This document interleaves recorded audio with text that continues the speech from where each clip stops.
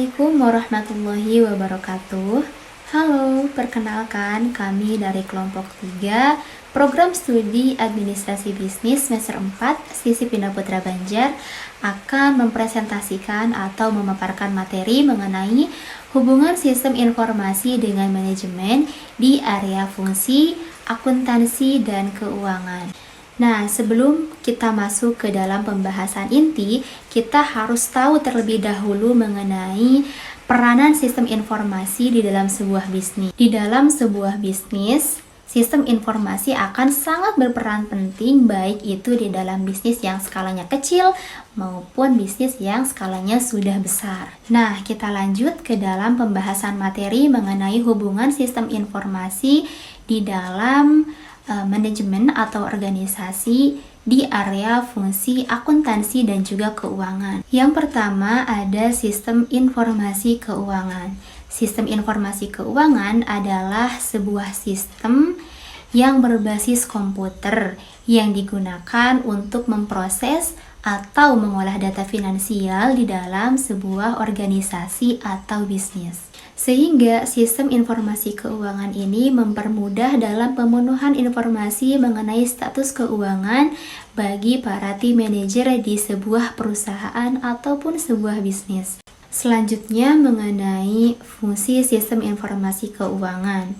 Ada beberapa fungsi dari sistem informasi keuangan di perusahaan. Yang pertama, memisahkan laporan hasil keuangan perusahaan dengan memisahkan keterangan jumlah barang dan uang dalam pencatatan. Yang kedua, menyajikan laporan keuangan kepada pimpinan perusahaan. Yang ketiga, memantau pergerakan aset dan hutang dengan menggunakan berbagai jenis pembukuan. Dan yang keempat, menyederhanakan operasional perusahaan, terutama dalam hal perencanaan, pelaksanaan, evaluasi, dan perbaikan kegiatan. Nah, itulah 4 fungsi dari sistem informasi keuangan.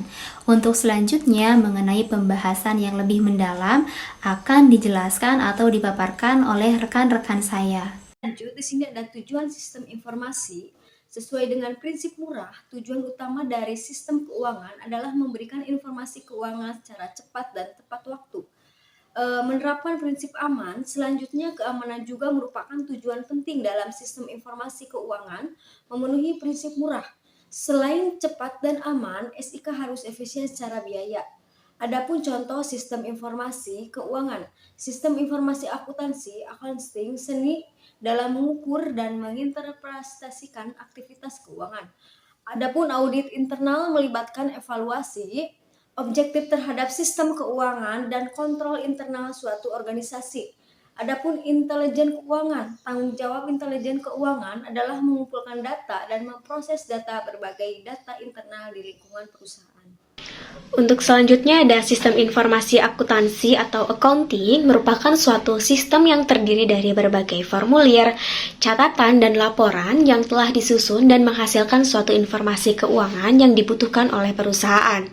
Kemudian ada tujuan dari sistem informasi akuntansi, yaitu untuk memproses data keuangan dan akuntansi, serta menghasilkan laporan keuangan yang dapat digunakan oleh manajer atau pihak lain yang berkepentingan untuk membuat keputusan bisnis. Untuk selanjutnya ada kriteria sistem informasi akuntansi. Yang pertama yaitu bersifat kerahasiaan, yaitu perlindungan informasi yang sensitif dari pengungkapan yang tidak sah. Yang kedua ada keamanan, yaitu akses data dan sistemnya dibatasi dan hanya boleh digunakan oleh orang yang berwenang. Yang ketiga ada privacy, yaitu penggunaan, pengumpulan, dan pengungkapan informasi pribadi tentang pelanggan yang dilakukan dengan cara yang tepat. Yang keempat ada integritas pemrosesan, yaitu dengan data yang akurat, lengkap, dan tepat waktu dilakukan dengan otoritas yang tepat. Yang kelima ada ketersediaan, yaitu sistem tersedia untuk memenuhi kewajiban operasional dan kontak. Fungsi sistem informasi akuntansi ada 5, yaitu yang pertama, mengumpulkan dan menyimpan semua data kegiatan bisnis perusahaan. Yang kedua, mengambil data yang diperlukan. Ketiga, sistem pengendali keuangan. Yang keempat, membuat dan mencatat data transaksi. Dan yang terakhir, yaitu menjadi informasi keuangan yang dibutuhkan perusahaan. Baik, yang selanjutnya yaitu komponen-komponen yang wajib ada. Yang pertama ada prosedur, yang artinya yaitu serangkaian langkah atau aturan yang harus ditaati secara sistematis untuk mencapai tujuan. Kemudian ada SDM. SDM yaitu singkatan dari sumber daya manusia, yang artinya adalah sebuah sistem yang digunakan untuk mengelola informasi terkait sumber daya manusia dalam suatu organisasi. Kemudian ada data. Data adalah fakta atau informasi yang disajikan dalam bentuk yang dapat diukur, dihitung, dan diolah. Kemudian yang terakhir ada software, yaitu artinya serangkaian instruksi atau program komputer yang dirancang untuk menjalankan fungsi-fungsi tertentu. Selanjutnya adalah penerapan sistem informasi bisnis pada tingkat manajemen berdasarkan finance and accounting, yaitu pengklasifikasian sistem informasi berdasarkan 3 jenis sistem yang berbeda. Yang pertama adalah operational level system, yaitu sistem transaksi operasional yang terjadi pada lapisan manajemen paling bawah. Sistem ini menyimpan data transaksi secara rutin yang nantinya akan digunakan sebagai bahan analisa dan mendukung manajer operasional dengan melacak aktivitas-aktivitas dasar dan transaksi organisasi seperti penjualan, penerimaan, setor tunai, penggajian, keputusan kredit, dan aliran material di pabrik. Selain itu, sistem yang berbasis pada transaksi ini disebut dengan TPS atau Transaction Processing System, yaitu sistem informasi yang terkomputerisasi yang dikembangkan untuk memproses data-data dalam jumlah besar untuk transaksi bisnis rutin seperti laporan gaji karyawan, kwitansi penjualan, order pembelian, dan juga formulir pajak. Selanjutnya adalah Management Information System, yaitu level sistem manajemen yang membantu manajer menengah dalam menjalankan fungsi perencanaan, pengkontrolan, dan pengambilan keputusan dengan mengambil kesimpulan dari data laporan rutin yang dihasilkan oleh level sebelumnya. Pada level ini terdapat 2 sistem informasi. Yang pertama adalah MIS atau Management Information System, yaitu sebuah sistem atau proses yang menyediakan informasi yang diperlukan untuk mengelola organisasi secara efektif dalam suatu aplikasi sistem informasi yang menyediakan laporan informasi terpadu bagi pihak manajemen. Nah, biasanya MIS ini berorientasi hampir secara eksklusif pada peristiwa internal, bukan lingkungan ataupun eksternal. SIM juga memiliki keutamaan atau memiliki tujuan utama, yaitu melayani fungsi perencanaan, pengendalian, dan pengambilan keputusan tingkat manajemen. Kesimpulannya, MIS itu merangkum dan melaporkan operasi dasar perusahaan atau data transaksi dasar dari TPS yang dikompresi dan biasanya disajikan dalam laporan panjang yang dibuat dengan jadwal rutin.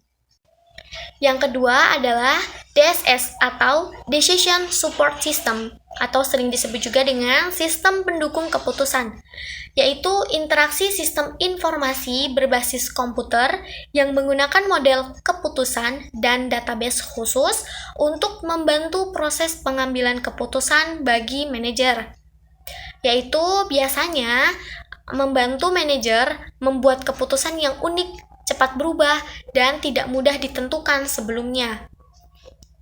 Biasanya, DSS juga sering membawa informasi dari sumber eksternal. Contohnya seperti harga saham saat ini atau produk yang sedang bersaing. Jelasnya, secara desain, DSS memiliki kekuatan analistik yang lebih besar dibandingkan sistem lainnya. Mereka juga menggunakan berbagai model untuk menganalisis data, atau mereka mendapatkan sejumlah besar data yang belum dapat dianalisis oleh pengambil keputusan. Selanjutnya adalah strategic level atau level strategi, yaitu proses terakhir dari level manajemen di mana menyangkut proses evaluasi lingkungan organisasi, yaitu dengan menetapkan tujuan organisasi dan penentuan strategi-strategi. Ini melibatkan pengambilan pilihan dan perumusan strategi yang selaras dengan tujuan, visi, dan misi organisasi. Sehingga pada tingkat strategi, penekanannya adalah pada pembentukan arah organisasi dan memposisikannya untuk kesuksesan di masa depan. Sistem informasi pada level ini disebut dengan ESS atau Executive Support System, yaitu sebuah perangkat lunak yang memungkinkan pengguna mengubah data perusahaan menjadi laporan tingkat eksekutif yang dapat diakses dengan cepat. SS sendiri berguna dalam membantu pengumpulan data informasi dan proses pengambilan keputusan eksekutif senior di perusahaan, dan biasanya memenuhi tujuan strategis perusahaan. SS juga dirancang untuk menggabungkan data tentang peristiwa eksternal seperti undang-undang perpajakan baru atau pesaing, namun juga mengambil ringkasan informasi dari MIS dan DSS internal. Hal tersebut menjadikan patokan atau memastikan bahwa akses mudah ke data internal maupun eksternal. Contoh aplikasi yang digunakan serta output yang dihasilkan yaitu yang pertama, QuickBooks Online. Aplikasi berbasis cloud yang digunakan untuk mengelola keuangan bisnis kecil dan menengah. Aplikasi ini menyediakan fitur-fitur seperti invoicing, accounting, expense, serta proses pembuatan laporan penjualan perusahaan secara otomatis. Yang kedua, Sage Accounting, aplikasi yang dirancang untuk membantu pengusaha dan akuntan mengelola keuangan mereka. Aplikasi ini mencangkup fitur-fitur seperti catatan transaksi, pembayaran faktur, serta pelaporan keuangan yang komprehensif dan lain sebagainya. Lanjut, di sini ada subsistem output yang dihasilkan berupa yaitu dibagi menjadi 3. Yang pertama, subsistem peramalan, memproyeksi aktivitas perusahaan untuk jangka waktu 10 tahun atau lebih. Aktivitas tahun yang akan datang terutama dipengaruhi oleh permintaan pasar dan hambatan internal, seperti kapasitas produksi dan keuangan yang ada. Bila jangka waktu peramalan diperpanjang, maka pengaruh lingkungan meningkat. Yang kedua, subsistem manajemen dana. Sistem informasi keuangan yang mempunyai pengaruh yang sangat kuat pada arus tersebut. Yang terakhir yaitu subsistem pengendalian. Sistem ini terdiri atas program yang menggunakan data yang dikumpulkan oleh subsistem pemproses data, guna untuk menghasilkan laporan yang menunjukkan bagaimana uang tersebut digunakan. Nah, itu dia pembahasan mengenai hubungan sistem informasi dengan manajemen di area fungsi, akuntansi, dan keuangan. Mengenai apa itu sistem informasi keuangan, sistem informasi akuntansi, bagaimana penerapannya, contoh aplikasinya, dan output yang dihasilkannya. Sehingga kita bisa simpulkan bahwa sistem informasi akuntansi dan juga sistem informasi keuangan sangat membantu dalam proses perkembangan sebuah bisnis. Dengan penggunaan sistem informasi akuntansi dan keuangan, perusahaan dapat mengelola operasional harian dengan lebih efisien, dapat mengambil keputusan yang lebih baik, serta meningkatkan akurasi dan keamanan data sebuah perusahaan. Terakhir, kami pamit undur diri. Sekian dan wassalamualaikum warahmatullahi wabarakatuh. Jungle.